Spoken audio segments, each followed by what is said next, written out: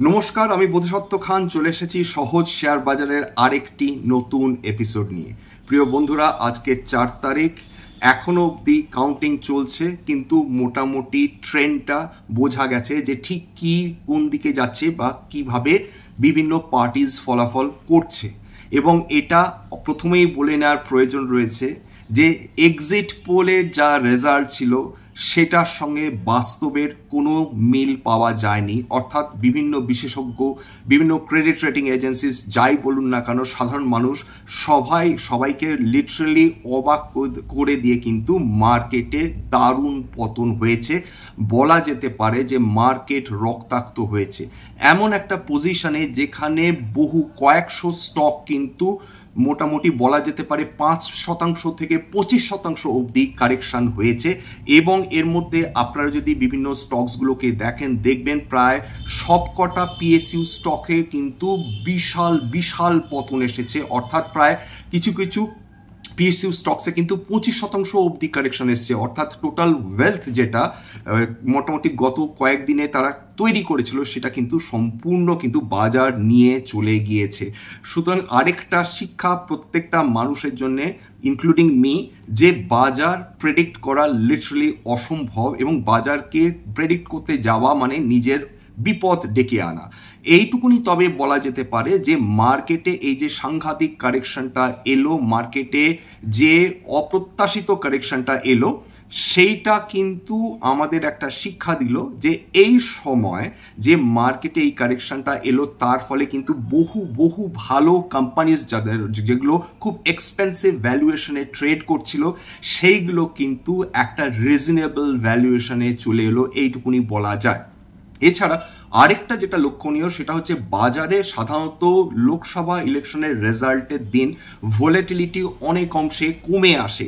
সেইখানে দেখা যাচ্ছে যে আজকের ভোলাটিলিটি ইন্ডেক্সে দেখছি আমরা প্রায় 40 অবধি উঠে গিয়েছিল। অর্থাৎ মার্কেট দারুণ ভোলাটাইল ছিল। এক সময় নিফটি কিন্তু প্রায় 8.5%-এর কাছাকাছি কারেকশন হয়েছিল। নিফটি ব্যাংক প্রায় লোয়ার সার্কিট খেতে বেঁচে যায়।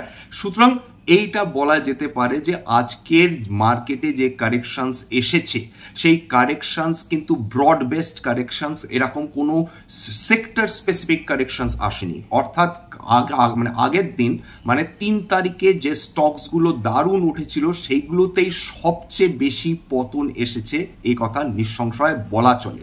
এছাড়া আদানি গ্রুপ স্টকসগুলো যেগুলো আগের দিন 12%, 13%, 15% এরকম করে উঠেছিল সেইগুলোতেই কিন্তু আজকের ভয়াবহ কারেকশন এসছে। এইটুকুনি বলা যায় 1/5 of their wealth was eroded, মানে এই সাংঘাতিক কারেকশনের মধ্যে। সুতরাং যারা আজ পর্যন্ত এই রকম কারেকশন দেখেননি সেটা কিন্তু প্রকৃতপক্ষে এক ধরনের শিক্ষা।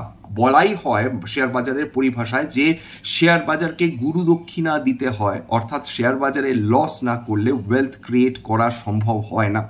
এটা কিন্তু নিউ জেনারেশন যারা বিনিয়োগকারী, যারা অপেক্ষাকৃতভাবে নতুন শেয়ার বাজারে ঢুকেছেন, যারা চিরকাল গত 3-4 বছর ধরে বুল মার্কেট দেখে গেছেন, আজকের কিন্তু তারা একটা আন্দাজ পেলেন যে বেয়ার মার্কেট, এটা ডেফিনেটলি বেয়ার মার্কেট নয়, কিন্তু একটা বেয়ার মার্কেটের সময় একটা স্টকস কিরকম ইরেশনাল বিহেভিয়ার দেখাতে পারে এবং এমনকি মাল্টি ইয়ার লোজ অবধি নেমে যেতে পারে, এরকম উদাহরণ একবার না একাধিকবার কিন্তু বাজার দিয়ে রেখেছে।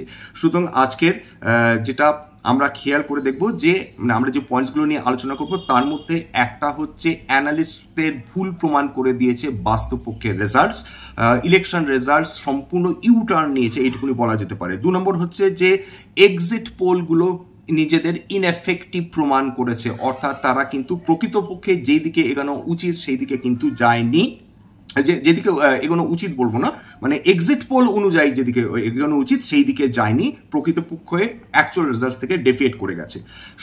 পিএসইউ ব্যাংকসগুলোতে হিউজ কারেকশন এসছে, 18%, 16%।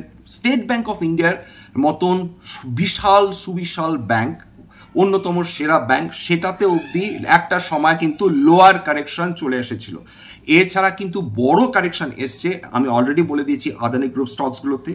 একমাত্র যেটা মোটামুটি এই ট্রেন্ডটাকে বাক করেছে বা এই ট্রেন্ডটাকে অ্যাভয়েড করতে পেরেছে, সেটা যেটা সবসময় বলে থাকি, যেগুলো ডিফেন্সিভ স্টকস, এবং খেয়াল করে দেখুন যে ফাস্ট মুভিং কনজিউমার গুডস বা নন ডিউরেবলস যেগুলো, সেই কনজিউমার নন ডিউরেবলসগুলোই কিন্তু ট্রেন্ডের উল্টো পথে হেঁটেছে এবং বহু স্টকস সেইগুলো কিন্তু পজিটিভে বন্ধ হয়েছে।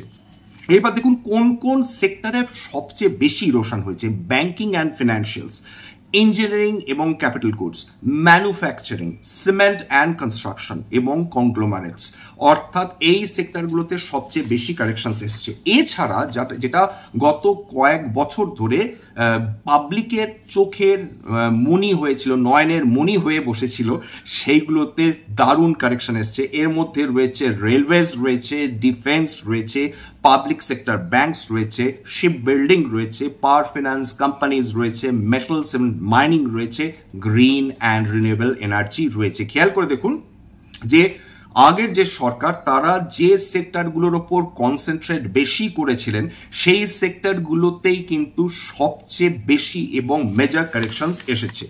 এছাড়া মার্কেট কেন ফল করেছে, মার্কেটে এত পতন কেন হলো? প্রথম কথা হচ্ছে যে এটা ডিসঅ্যাপয়েন্টমেন্ট এনেছে, সেটা বিভিন্ন বিনিয়োগকারী বলুন, ট্রেডার্স বলুন, এফআইএস বলুন, এফপিআইস বলুন, যাই বলুন না কেন, তারা ডিআইএস বলুন, এমনকি বিভিন্ন যেটা সংবাদ চ্যানেলে আমি খেয়াল করে দেখছিলাম, তারা যেটা বলছিলেন, যারা সাংবাদিক ছিলেন তারা পর্যন্ত নিজেদের মানে তাদের বিস্ময় প্রকাশ করেছেন যে আমরা ভাবতেই পারিনি যে এরকম কারেকশনস আসতে পারে, এরকম উল্টো পথে হাঁটতে পারে, এরকম এক্সিট পোলস ভুল প্রমাণিত হতে পারে।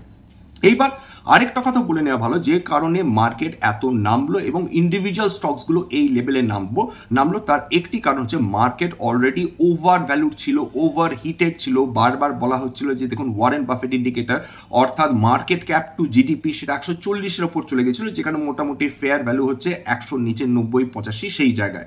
সেখান থেকে 140-45-এ যখন মার্কেট ক্যাপ টু জিডিপি চলে যায়, খুব স্বাভাবিকভাবে মার্কেট এক্সকিউজ খুঁজছিল যে কিভাবে শেয়ার্স বিক্রি করা যায়, সেই সুযোগটা কিন্তু আজকের তারা নিয়েছেন।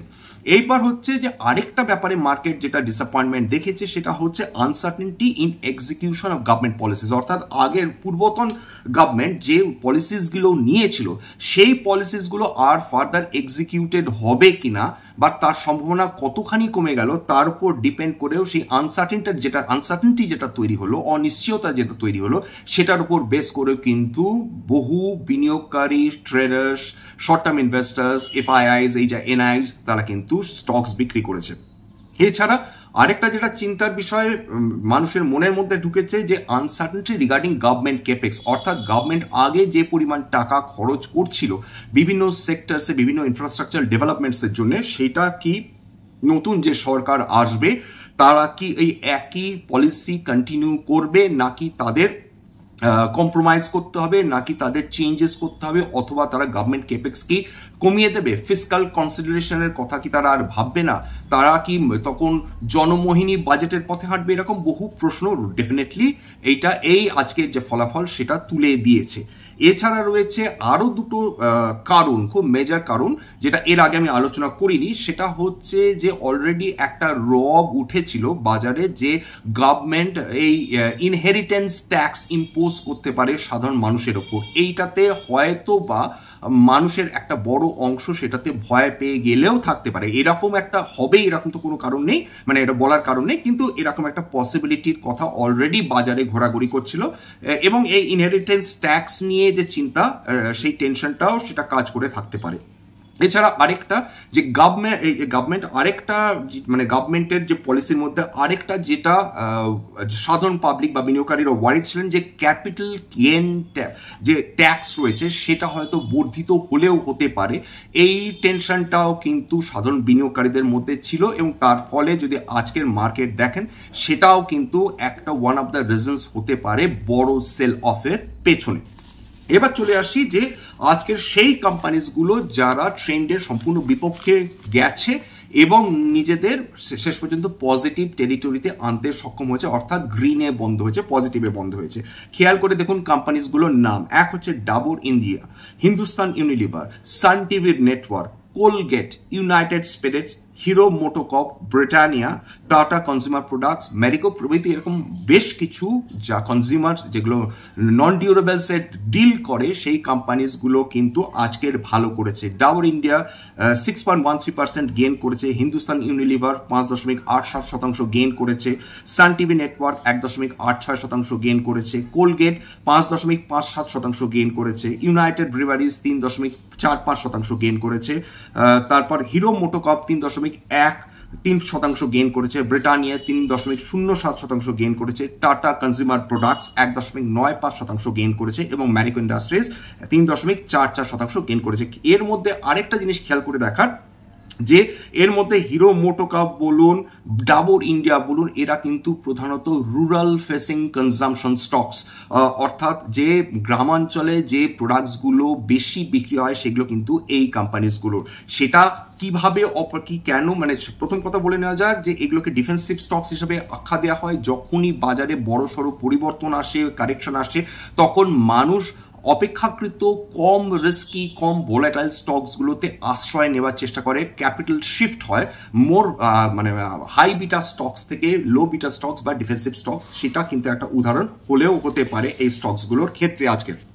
এছাড়া আজকের যে স্টকসগুলো সবচেয়ে বেশি সম্পদ ধ্বংস করেছে বিনিয়োগকারীদের, তাদের মধ্যে রয়েছে REC 25%, একদিনে 25% ওয়েলথ ডিস্ট্রয়েড, ওয়াইপড আউট, অর্থাৎ 100 টাকা কেউ বিনিয়োগ করে থাকলে 25 টাকা উবে গেছে একদিনে। পাওয়ার ফিনান্স কর্পোরেশন একদিনে 23.08%, আদানি পোর্টস 21.15%, ভেল 20.84%, BEL Bharat electronics limited 19.8%, Hindustan copper 19.41%, SAIL 20.02%, NALCO 19.19%। এছাড়া অন্যান্য যে স্টকসগুলো যেগুলো 19 থেকে 15%-এর মধ্যে কারেকশন হয়েছে তার মধ্যে রয়েছে container corporation, Adani enterprises, Hindustan aeronautics limited. এটা নিয়ে অনেক মানুষই প্রশ্ন করে থাকেন, এক্সপেন্সিভ ছিল, 19% ডেফিনেটলি কারেকশনের পরে বলা যেতে পারে যে এটা রিজনেবল ভ্যালুয়েশনে ডেফিনেটলি এসেছে। তবে ভোডাফোন আইডিয়া, গেল, ONGC, bank of Baroda, PNB, NTPC, LIC housing finance, এবং খেয়াল করে দেখুন যে স্টকসগুলোর নাম বলে গেলাম তার 95% স্টকস কিন্তু সরকারি কোম্পানিজগুলো, সেইগুলোতে বিপুল কারেকশন এসছে। মানে এই ধরনের একসঙ্গে PSU স্টকসে এরকম বড় কারেকশনস আগে কখনো এসেছে কিনা সেটা যথেষ্ট সন্দেহ রয়েছে। সেটা ডেফিনেটলি একটা দারুণ রিসার্চের বিষয় যে এক্স্যাক্টলি সরকারি স্টকসগুলো ঠিক কি কারণে এতটা পড়লো। ডেফিনেটলি এরা মারাত্মক এক্সপেন্সিভ ভ্যালুয়েশনের সবকটাই ট্রেড করছিল এরকম নয়, এরা জোয়ারে গা ভাসিয়েছে, ট্রেন্ডের সঙ্গে গা ভাসিয়েছে। যখন সমস্ত স্টকস পড়েছে, এরা যেহেতু সবচেয়ে বেশি ওয়েলথ ক্রিয়েট করে দিয়েছিল গত কয়েক বছরে বিনিয়োগকারীদের জন্য, সুতরাং আজকের কিন্তু এই যে স্টকসগুলোতে পতন হয়েছে, বিভিন্ন PSU স্টকসগুলোতে পতন হয়েছে, সেটা ডেফিনেটলি খুব স্বাভাবিক কারেকশন না হলেও এই কারেকশনটা প্রত্যাশিত ছিল। এইবার দেখুন, এইটা যেহেতু একদিনে কারেকশন এসছে, 19-20% পতন হয়েছে, সেই জন্য ডেফিনেটলি আমাদের চোখে লাগছে। এই একই কারেকশন যদি গত 20-30 দিন ধরে, 20টা-30টা ট্রেডিং ডে ধরে 1%-2% করে কারেকশন হতো, মানুষের চোখে কিন্তু সেই কারেকশনটা ধরা পড়তো না। তবে এই ধরনের কারেকশনস যেগুলো এসেছে সেটা একদিক থেকে আবার বলছি যারা বিনিয়োগকারী বিনিয়োগ করতে এতদিন পারেননি তাদের জন্য ডেফিনেটলি সুবিধাজনক জায়গায় এনে দিয়েছে। ভ্যালুয়েশনসগুলো এক্সপেন্সিভ ভ্যালুয়েশনস থেকে ডেফিনেটলি ফেয়ারলি ভ্যালুড ভ্যালুয়েশনসে চলে আসছে।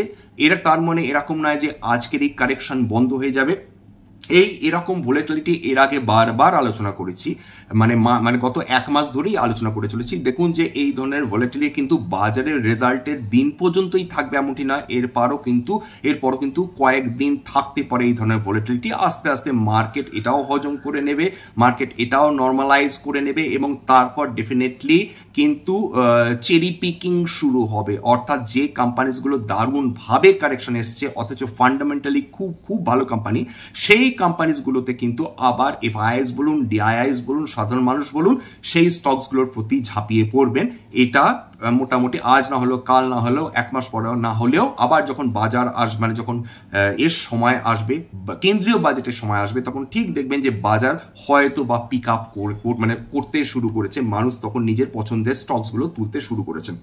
কালকের বাজার কি হবে সেটা বলা বড় ডিফিকাল্ট। প্রথম কথা হচ্ছে আজকের রেজাল্টস বেরোবে, তারপরও মানুষের মনে কিছু সন্দেহ থাকতে পারে, মানুষ অনিশ্চিন্ত থাকতে পারেন, মানুষ ভয় পেতে পারেন, মানুষ শেয়ার বাজার থেকে দূরে সরে থাকতে পারেন।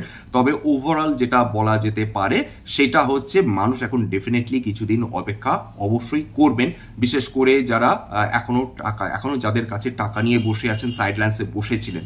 সুতরাং এখানে এই মুহূর্তে কিন্তু ফিয়ার অফ মিসিং আউট নেই, বরং ফিয়ার অফ ইনভলভমেন্ট বেশি তৈরি হয়ে যাচ্ছে মানুষের মধ্যে।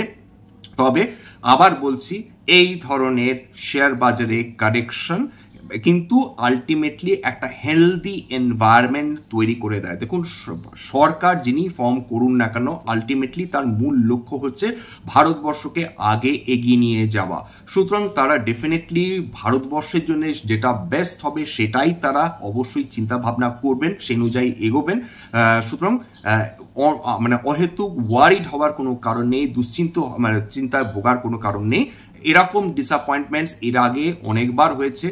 সুতরাং রেজাল্টের পরে হয়েছে, পরবর্তী সময়ে হয়েছে। রেজাল্ট মানে বেরোবার, মানে যখন ভোটের রেজাল্ট বেরোচ্ছে সেই সময় মার্কেট যখন চালু রয়েছে সে সময়ও কারেকশনস এসছে।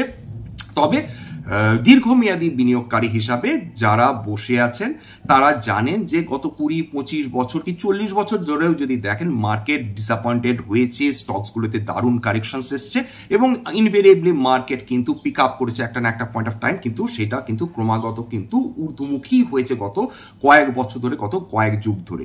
এছাড়া আরেকটা কথা বলে নেওয়া ভালো যে যখন শেয়ার মার্কেটে বড় কারেকশনস আসে তখন কিন্তু সবচেয়ে বেশি কারেকশনস ফেস করে হচ্ছে মিড ক্যাপ এবং স্মল ক্যাপ, এবং যেগুলো হাই বিটা স্টকস, অর্থাৎ যেগুলো সাধারণ ভোলাটিলিটির থেকে অনেক বেশি ভোলাটাইল থাকে। এছাড়া লার্জ ক্যাপ স্টকস কিন্তু মোটামুটি মিড ক্যাপ এবং স্মল ক্যাপের তুলনায় কম পতন দেখে, যদি আজকে সেটা ঘটেনি। আজকের irrespective of large cap, small cap, mid cap সবগুলোতে পতন ঘটেছে। তবে যখন মার্কেট রিকাভার করে তখন সবচেয়ে আগে যারা রিকাভার করে সেটা কিন্তু লার্জ ক্যাপ স্টকস, কারণ লার্জ ক্যাপ স্টকস যে স্টেবিলিটি দেয়, সে অর্থনীতি ভালো থাকুক বা অর্থনীতি খারাপ থাকুক, সেটা কিন্তু মিড ক্যাপ এবং স্মল ক্যাপ চট করে দিতে পারে না। ফলে রিকাভারি যখন আসে তখন কিন্তু ফান্ডামেন্টালি ভালো কোম্পানিজগুলোই প্রথমে রিকাভার করে এবং ইউজুয়ালি লার্জ ক্যাপসগুলোই কিন্তু আগে রিকাভার করে, এবং ছোট ছোট মাঝারি ধরনের কোম্পানি কিন্তু অনেক সময় লাগিয়ে দিতে পারে রিকাভারির জন্য। এইটুকুনি বলে রাখার প্রয়োজন রয়েছে। সুতরাং ঘাবড়াবেন না, এটা প্রত্যেকটা মানুষের জন্য অভিজ্ঞতা, নতুন অভিজ্ঞতা। এই অভিজ্ঞতাটা সহ্য করে নিতে হবে, রিস্ক টেকিং প্রপেন্সিটি থাকতে হবে, এবং এই ঝুঁকির যে অ্যাবজর্ভ করে নেওয়া সেটাও কিন্তু মানুষকে তৈরি হতে হবে, বাঙালি বিনিয়োগকারীদের তৈরি হতে হবে। এইটা মানে এমন একটা সময় এসেছে যে সময় আমরা বাঙালি বিনিয়োগকারীরা নিজেদের তৈরি করছি ভারতবর্ষের সেরা বিনিয়োগকারী হওয়ার জন্য। এই ধরনের কারেকশনস কিন্তু আমাদের সেই অপরচুনিটি দেবে ভালো ভালো কোম্পানিজ ন্যায্য মূল্যে পিক আপ করার। যাই হোক, আজকের এখানেই শেষ করবো। প্রথম কথা, একটা স্ট্যান্ডার্ড ডিসক্লেমার দিয়ে দিই, যে কোম্পানিজগুলো নিয়ে আলোচনা করলাম হতে পারে তার মধ্যে আমার বা আমার পরিবারের কিছু কোম্পানিতে বিনিয়োগ থাকলেও থাকতে পারে, এবং ভবিষ্যতে যদি আমাদের পোর্টফোলিওতে সেই কোম্পানিগুলো থাকে এবং আমরা যদি বিক্রি করি তাহলে কিন্তু আগাম বিজ্ঞপ্তি দিয়ে বিক্রি করতে পারবো না, 1 নম্বর। 2 নম্বর, স্ট্যান্ডার্ড ডিসক্লোজার যেটা, এটা কেবলমাত্র একটা এডুকেশনাল চ্যানেল। এখানে উদ্দেশ্য হচ্ছে ইনভেস্টার অ্যাওয়ারনেস বাড়ানো এবং অবশ্যই মানুষকে বোঝানো যে শেয়ার মার্কেট কিভাবে অপারেট করে। এখানে না কোনো বাই সেল রিকমেন্ডেশন রয়েছে, না কোনো শেয়ার সংক্রান্ত সাজেশন বা অ্যাডভাইস রয়েছে। এটা কিন্তু কেবল শিক্ষামূলক একটা এপিসোড হিসাবেই ট্রিট করতে হবে। এছাড়া এটা আমি যেটা বলে থাকি, যদি এই এপিসোড আপনাদের ভালো লাগে প্লিজ একটা লাইক দেবেন, সাবস্ক্রাইব না করে যাবেন না। অনেক মানুষ দেখেন কিন্তু সাবস্ক্রাইব করেন না। এবং এই এপিসোডটা যদি সত্যি সত্যি আপনাদের মনে হয় বাঙালি বিনিয়োগকারীর কাজে লাগবে, প্লিজ নিজের বন্ধুবান্ধব বা আত্মীয় স্বজনের সঙ্গে শেয়ার করে দেবেন। আজকের জন্য নমস্কার।